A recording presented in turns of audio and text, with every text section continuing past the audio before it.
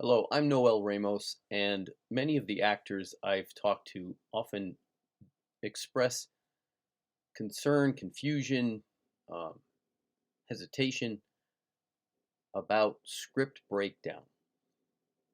I believe script breakdown is a thing unto itself, separate from any acting method you want to talk about, separate from any other training or instruction. Script breakdown is step number one. The very first thing an actor should learn, study, practice, become proficient in is script breakdown, character building.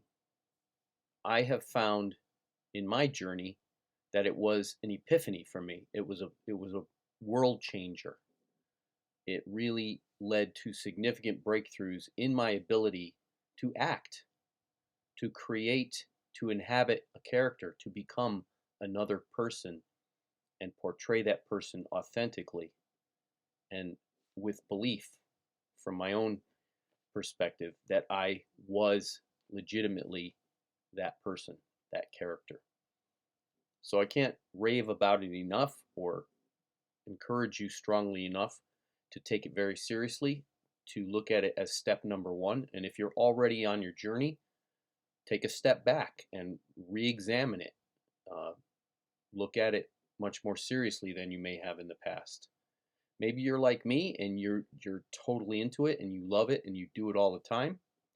Uh, but I found many actors either don't even know what it is or very rarely do it, or they do it without fully understanding it and without knowing how powerful it can be as a tool.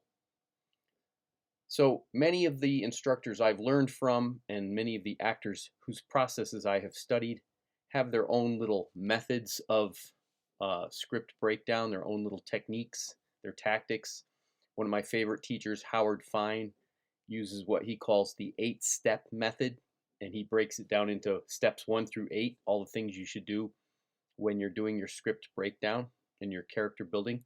Sophie Mensa, another favorite of mine, she has like 13 steps, and a lot of the actors I've spoken to say that they find it very confusing, complicated, and I really don't think it is, and I don't think it should be. So for the actors who have been struggling with it because it seems daunting and it seems confusing and it seems complex, let me assure you, it does not have to be. It can be the simplest thing in the world. It can be your personal process. So what I've done is I've created my own method, why not, right? And I'm calling it the script method because that makes sense to me. It's simple. You'll remember script because it's script breakdown, right? So the script method is very simple. Sleuth, character, research, intention, parameters, and test. Now, those are overarching subjects, but they can mean what you need them to mean. But I think that those are the core essentials of script breakdown, analysis, and character building.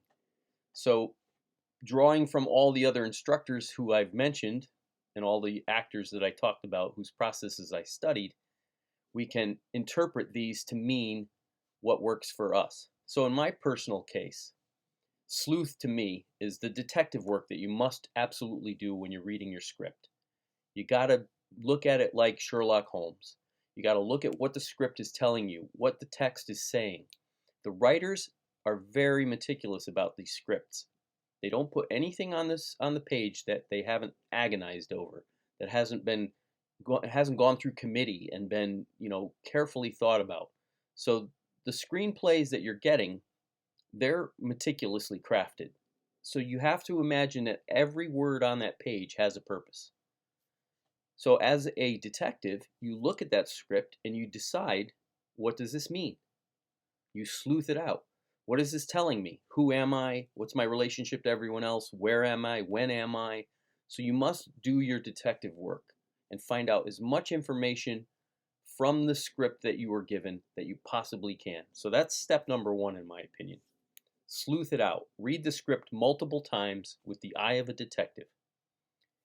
Character.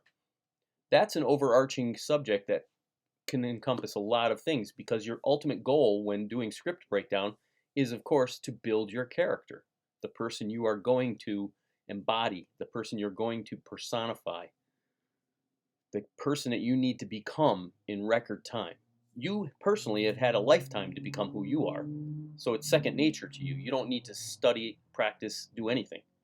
But now they're asking you to be somebody totally different that you've never met before, that you don't know anything about.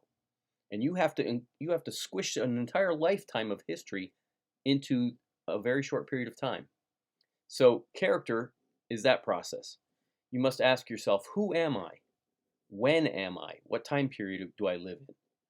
Um, what are my given circumstances? Where am I in the world? What's my job? What's my religion? What's my political outlook? What's my areas of expertise? What's my family like? Um, what are my friends like? Just all these questions about who you are as a person, the types of things that you yourself have gained through a lifetime of experience. You must now ask yourself about this other person that you are becoming. Character. The third thing, research. Research is incredibly important. We've already been talking about doing it. What we're doing already, sleuthing and character, that's research. But you must go even further than that. You need to study the timeline we're talking about. What timeline does your character live in? Could be the future, the past, the present. You need to know all about that timeline so that you can comfortably inhabit your time.